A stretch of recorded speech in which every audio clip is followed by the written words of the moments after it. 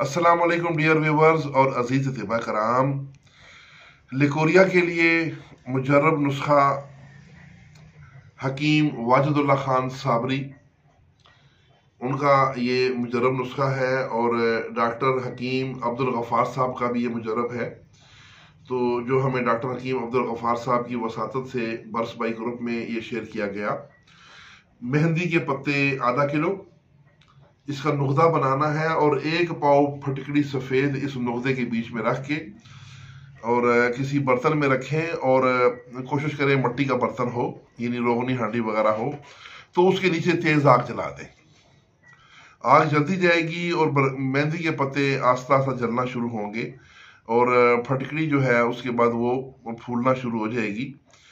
तो जब मुकम्मल फटकड़ी बढ़िया हो जाए, फुल जाए, तो उस वक़्त आपकी ये दवाई तैयार है। इसको निकाल के तो सिर्फ जो ये पत्ते हैं साइड पे कर दें। फटकड़ी को आपने पीस के उसके 500 मिलीग्राम वाले कैप्सूल बनाने हैं और आम ख़वातीन को सिर्फ 5 कैप्सूल आपने देने हैं और रोज़ाना का 1 कैप्सूल है। इससे लिकोरिया 5 दिन में ख़त्म हो जाता है।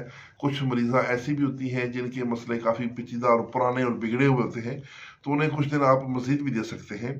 साहिब जो अतिबा कराम हैं वो इलाज मुआवजे की जो कैफियत से बखूबी आगाह हैं। जब वो समझे कि मर्ज़ ख़त्म हो गया तो इस इलाज को मुकम्मल कर लें। तो ये नुस्खा जो है बहुत ही आला और बहुत ही सस्ता है और बहुत ही शानदार नुस्खा है। इसको ज़रूर बनाएं और लिकोरिया के लिए अपने मतलब की ये जान बनाएं। तो इसके साथ इजाज़त, वस्सलाम।